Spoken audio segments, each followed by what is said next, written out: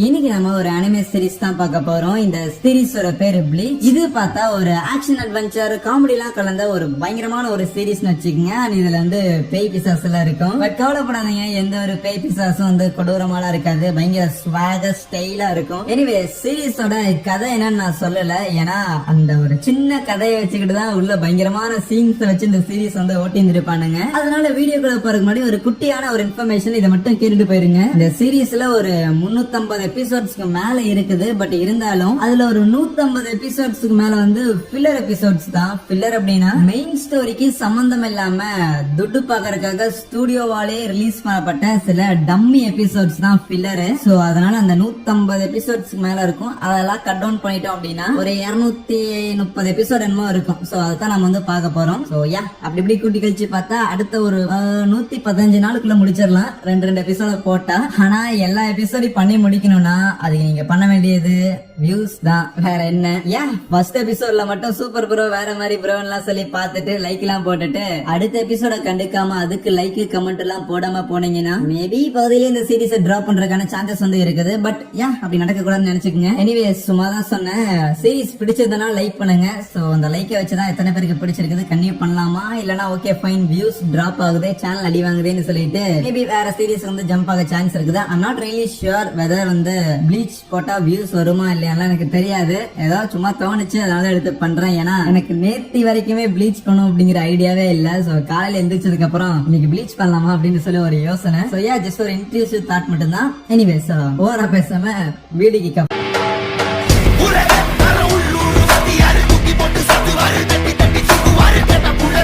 எபிசோட ஸ்டார்டிங்ல சம்திங் ஏதோ ஒரு இடத்துல இருந்து ஒரு விதமான ஷேடோ கிரியேட் ஆகுது. அதுல இருந்து ஒரு டிராப் விழுக நேரா ரியல் வேர்ல்ட காட்டுறாங்க. நம்ம கண்ணால பார்க்க முடியாத விஷயங்களை பார்த்து நம்ம பயங்கரமா பயப்படுவோம். அப்படி பார்க்க முடியாத விஷயங்களை அதுக்கப்புறம் நம்ம வேண்ட ஆரம்பிப்போம் அப்படின்னு சொல்லிட்டு அந்த இடத்துல ரூக்கியா அப்படின்னு ஒரு பொண்ணு நிப்பா. என்னால இந்த இடத்துல பயங்கர ஸ்ட்ராங்கான ஸ்பிரிட் எனர்ஜியை சென்ஸ் பண்ண முடியுதுன்னு சொல்லி ஊருக்குள்ள இறங்க. இன்னொரு பக்கம் ஏரியாக்குள்ள இருக்கிற ரவுடி பசங்களோட தவடா வேலை ஒருத்தன் உடச்சுக்கிட்டு இருக்கிறான். இந்த ஆரஞ்சு மண்டை இருக்கிறான்ல, இவன் தான் சீரிஸோட ஹீரோ இச்சிகோ குராசா.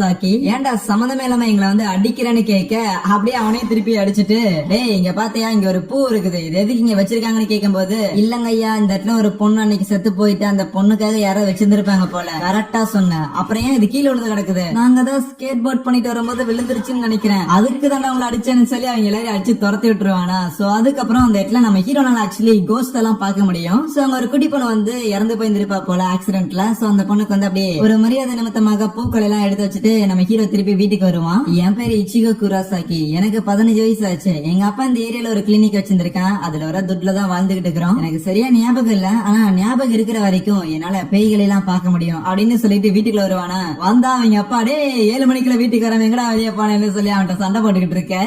ஒரு பேய்க்காக இறக்கப்பட்டு என் உசிரியை பணைய வச்சு சண்டை போட்டு வந்திருக்கேன். அப்படிப்பட்ட ஒரு பையன் இப்படிதான் ட்ரீட் பண்ணுவேன்னு சொல்லி 2 பேரும் அடிச்சுக்கிட்டு இருப்பானுங்க. அதுவே நம்ம ஹீரோக்கு 2 சிஸ்டர்ஸ் இருப்பாங்க. அந்த பிளாக் கலர் முடி வச்சிருக்கால, பேர் காரின். அதுவே இன்னொரு பொண்ணு இருக்கிறாள், அவ பேரு யூசு. நம்ம ஹீரோ அந்த பேயெல்லாம் பாக்குறான் அப்படிங்கிற விஷயத்த ஆல்ரெடி அவன் ஃபேமிலி கிட்ட சொல்லியிருப்பானா. யூசு அதை நம்புவா, ஏன்னா அவளால சென்ஸ் கூட பண்ண முடியும் பேய் இருக்குது யாரோ ஒருத்தங்க இருக்கிறாங்கன்னு. பட் இருந்தாலும் அந்த காரின் இல்ல, என்னால சென்ஸ் பண்ண முடிஞ்சாலுமே ஸ்டில் நான் கண்ணில் பாக்குற வரைக்கும் எதையும் நம்ப மாட்டேன்னு சொல்லிட்டு இருப்பாளா. கொஞ்ச நேரம் அவங்க அப்பா கூட சண்டை போட்டு இருந்த நம்ம ஹீரோ எனக்கு சாப்பிட வேணாம்னு சொல்லி அங்க இருந்து போயிருவானா. அதுவே காரினும் யூசும் அவங்க அப்பா பிடிச்சி திட்ட ஆரம்பிச்சிருவாங்க. ஐயோ உனக்கு 40 வயசு ஆச்சு இல்லையா, ஒரு பையன் கிட்ட எப்படி நடந்துக்கணும் உனக்கு தான் தெரியுது, அவனுக்கு கொஞ்சம் கூட கம்யூனிகேஷன் ஸ்கில் இல்லன்னு சொல்லி திட்டிக்கிட்டு இருக்கேன். யாரோ இரு மனைவிய பாரு, நான் பெத்த பிள்ளைங்க எல்லாம் என்ன கரிச்சு கட்டுதுன்னு சொல்லிட்டு அவர் இறந்து போன வைஃப் போஸ்டர் அடிச்சு ஒட்டிருப்பாரா. சோ அதுகிட்ட ஃபீல் பண்ணிட்டு இருக்கேன். அதுக்கப்புறம் அடுத்த நாள் காலையில நியூஸ்ல சம்திங் ஏதோ வெடி விபத்து எல்லாம் நடந்திருக்குது, நைட் அவுட் நைட்டான்னு சொல்லி நியூஸ் எல்லாம் போயிட்டு இருக்குமா. நம்ம ஹீரோ இருக்கிறான்ல, சோ சாப்பிட்டு ஸ்கூலுக்கு கிளம்பி போற வழியில அந்த ஒரு குட்டி பைக்கு பூ வைக்கலான்னு போயிருந்திருப்பான். ஆனா அந்த குட்டி போனா அந்த இடத்துல இருக்க மாட்டாளா.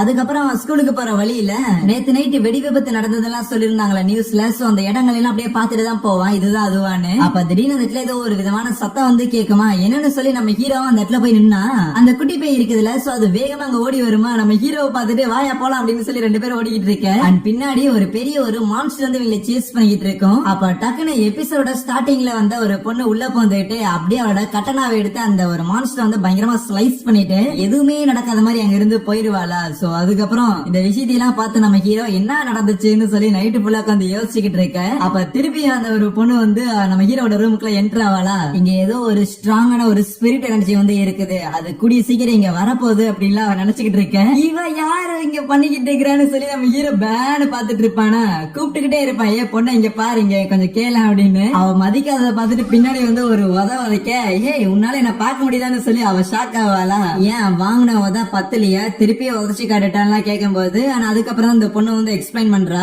மனுஷங்கனால பேசிக்கா என்ன வந்து பார்க்கவே முடியாது, நான் வந்து ஒரு சோல் ரீப்பர், சோல் சொசைட்டில இருந்து வந்திருக்கேன்னு சொல்லுவா. சோல் சொசைட்டிங்கிறது இந்த ஹெவன் ஹெல் எல்லாம் இருக்குதுல்ல, சோ அதே மாதிரிதான். இதெல்லாம் கேட்ட நம்ம ஹீரோ, ஓகே நீ ஒரு மந்திரவாதி, இந்த பூமியில இருக்கிற நிறைய கெட்ட ஆவிகளை எல்லாம் விரட்டுறக்காக வந்திருக்க, இதை நான் நம்பணுமான்னு சொல்லி கத்திக்கிட்டு இருப்பானா. ஐயோ உன்னால பேயெல்லாம் பார்க்க முடியுது இல்ல, சோ அப்படி இருக்கும்போது இதை மட்டும் ஏன் நம்ப மாட்டேங்கிறன்னு சொல்லும் போது, இல்ல அதையெல்லாம் நம்ப முடியாது, அது மட்டும் இல்லாம உன்ன மாதிரி ஒரு குள்ளக்கா பேசுனதுல வந்து சுத்தமா ஏத்துக்கவே முடியாதுன்னு சொல்லும் போது டக்குன்னு கடுப்பானவ நம்ம ஹீரோவோட சோலை வந்து பேரலைஸ் பண்ணிடுவா. சோ நம்ம ஹீரோனால நகர முடியாம அதே இடத்துல படுத்துருவானா. சோ பிசிக்கலா இல்ல, அவனோட சோலை வந்து பேரலைஸ் பண்ணிருப்பா. அதுக்கப்புறம் அவனோட கட்டணம் எடுத்து அப்படியே அடிக்கலான்னு வருவாளா, பார்த்தா நம்ம ஹீரோவோட பக்கத்துல ஒரு சின்ன கோஸ்ட் ஒன்று இருக்கும். சோ அதோட நெத்தியில தான் அடிச்சிருப்பா. இல்ல நான் வந்து நரகத்துக்கு போக வேணாம்னு நினைக்கிறேன்னு அந்த பேய் சொல்ல, நரகத்துக்கு இல்ல கண்ணு நீ சோல் சொசைட்டிக்கு போக போறேன்னு சொல்லுவா. அதுக்கப்புறம் என்ன நடந்துச்சுன்னு சொல்லி நம்ம ஹீரோக்கும் ஒரு சின்ன எக்ஸ்பிளேஷன் மாதிரி அப்படியே ஒரு ஸ்டோரி போர்டு வச்சு சொல்ல ஆரம்பிக்கிறேன். ஆக்சுவலி இந்த உலகத்துல நல்ல பேய் கெட்ட பேய்னு சொல்லி ரெண்டு விதமா இருக்குது. நல்ல பேய் எல்லாம் இந்த மாதிரி தான் ஊருக்குள்ள சுத்திக்கிட்டு இருக்கும், அதை வந்து சோல் சொசைட்டிக்கு அனுப்பி வைக்கிறதா எங்களை மாதிரியான சோல் ரீப்பர்ஸோட வேலை. அதே நேரத்துல ஹாலோஸ் அப்படின்னு சொல்லி கெட்ட பேய்கள்லாம் இருக்கும், அதோட நெஞ்சில பெரிய ஓட்டையெல்லாம் இருக்கும். அந்த மாதிரியான பேய்களை எல்லாம் களை எடுக்கிறதா எங்களோட வேலைன்னு சொல்லும் போது, எப்படி அந்த ஒரு சின்ன பொண்ணு ஏதோ ஒண்ணு துரத்துச்சுல அந்த மாதிரியான கேட்கும் போது, அப்படின்னா போய் போட்டு தள்ள வேண்டியதானே, இன்னும் ஏன் வெயிட் பண்ணிக்கிட்டு இருக்கிறான்னு கேட்க, அங்கதான் லைட்டா ஒரு பிரச்சனை. என்னால வந்து ஏன்னு தெரியல, பட் அந்த ஒரு ஸ்பிரிட்ஸோட எனர்ஜியை வந்து சென்ஸ் பண்ண முடியலன்னு சொல்லுவாளா. சோ வேற ஏதோ வந்து தடுக்குதுன்னு அவ்வளவு ஆபியஸா ஒரு அழுகுரல் கேக்குது, ஏன் உனக்கு கேட்கலையான்னு கேட்க, இல்லையே அப்படியே எனக்கு கேட்கலையேன்னு அவ சொல்லிட்டு இருக்கும் போது டக்குன்னு அவளுக்கு வந்து திருப்பி அந்த அழுகுரல் வந்து கேக்குமா, லேட்டா கேட்கிற மாதிரி இருக்கும். சோ உடனே அவ டோர் வந்து ஓபன் பண்ணும்போது அப்ப அந்த யூஸ் பொண்ணு இருக்கிறாள். சோ அவ அப்படியே அடிபட்டுட்டு அங்க வந்து அண்ணா அண்ணா காரின் அப்படின்னு சொல்லி மயக்கம் போட்டு கீழே விழுக, என்னாச்சுன்னு சொல்லிட்டு நம்ம ஹீரோ வந்து எந்திரிக்க ட்ரை பண்ணுவானா, பட் அவனால முடியாது. அதுவே அந்த ரூக்கியா கீழே போய் பார்த்தா அந்த இடத்துல அவங்க வீட்டை பொத்துக்கிட்டு ஒரு ஹாலோ வந்து அந்த காரினை எடுக்க வர, மேல இருந்து நம்ம ஹீரோ அப்படியே தட்டுத்தர மாதிரி கீழே உருண்டு வருவானா, பார்த்தா அவன் தங்கச்சி ஆபத்துல இருக்கிறத பார்த்தோன்னே அவன் அந்த ரூக்கியா நம்ம ஹீரோ மேல ஸ்பெல் யூஸ் பண்ணிருப்பான்ல, ஆனா அந்த ஒரு ஸ்பெல்ல நம்ம ஹீரோ பிரேக் பண்ணி அவனோட தங்கச்சியை காப்பாத்துறதுக்காக குதிச்சு போறானா. அவன் என்னதான் அடி வாங்கினாலுமே அந்த ரூக்கியாக்கு ஷாக்கு, எப்படி அவன் அதை பண்ணனான்னு. சோ அதுக்கப்புறம் அந்த ஹாலோவோட கையில ஒரு கோடை போட அது டக்குனு காணாம போயிருமா. அந்த காரின் மயக்கத்துல இருக்கும் போது நம்ம ஹீரோ பதறி போவானா, அதுக்கு அந்த ரூக்கியா இல்ல அவ்வளவு ரியாக்ட் பண்ணுங்கிற அவசியம் இல்ல, அந்த ஹாலோவனும் தங்கச்சியோட சோலை வந்து எடுத்துட்டு போகல, அது மட்டும் இல்லாம அதுவும் தங்கச்சி அட்டாக் பண்ற கூட வரல. மேபி ஏதோ ஒரு ரீசனுக்காக இவ்வளவு வருஷமா உன்னோட ஸ்பிரிட் எனர்ஜி எல்லாமே வந்து சப்ரஸ் ஆகப்பட்டிருந்திருக்குது, அடக்கி வைக்கப்பட்டிருந்திருக்குது. ஆனா ஒன்ஸ் நீ அந்த ஒரு குட்டி பேய் பொண்ணு இருக்கிறாள், சோ அவ கூட நீ கான்டாக்ட்ல வந்தாங்காட்டி அவ மூலமா உன்னோட ஸ்பிரிட் எனர்ஜி வெளியே வந்திருக்குது. சோ உன்னை பிடிக்கிறதுக்காக அந்த ஒரு குட்டி பொண்ணு அந்த ஒரு குட்டி பேயை வந்து அந்த ஹாலோ சேஸ் பண்ணிருக்குது. இன்னும் சொல்ல போனா ஒரு பவர்ஃபுல்லான ஒரு ஸ்பிரிட் எனர்ஜியை தேடிதான் அந்த ஹாலோ வந்திருக்குது, உன்னை தேடிதான் வந்திருக்குதுன்னு சொல்ல, இதை கேட்டு நம்ம ஹீரோ அப்படின்னா என்னாலதான் என் தங்கச்சிக்கு வந்து இப்படி ஆச்சான்னு சொல்லிட்டு டக்குனு அந்த ஹாலோ கிட்ட போய்,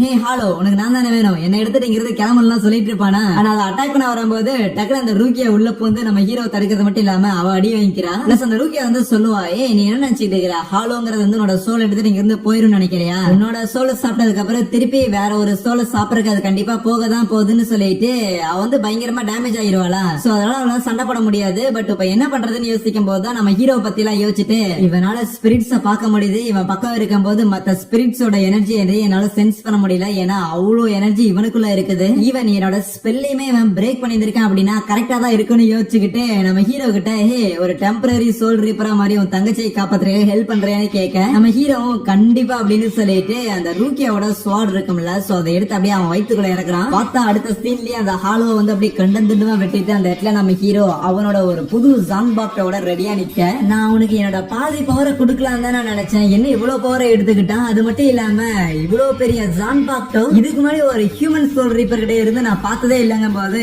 உள்ள போத நம்ம ஹீரோ அந்த ஹாலோவை கம்ப்ளீட்டா அழியிறான். பிளஸ் அங்கே இந்த ஒரு எபிசோடே முடிக்கிறாங்க. எனிவேஸ் ஒவ்வொரு சோல் ரீப்பருமே வந்து ஒவ்வொரு விதமான ஸ்வாட் அண்ட் கட்டானா அந்த மாதிரி சொல்லி நிறைய வச்சிருந்திருப்பாங்களா. சோ அந்த வெப்பன்ஸ் எல்லாத்தையும் வந்து ஜான்பாக்டோ அப்படின்னு சொல்லுவாங்க. சரி எனிவேஸ் எபிசோட ஸ்டார்டிங்ல சொன்ன அதே விஷயம் தான், ஃபர்ஸ்ட் எபிசோடுக்கு மட்டும் லைக் கமெண்ட் எல்லாம் போடக்கூடாது, கன்யூஸா அடுத்த எபிசோடுக்கும் பண்ணணும், அப்பதான் கன்யூஸா வீடியோ போடுவேன். So yeah thank you.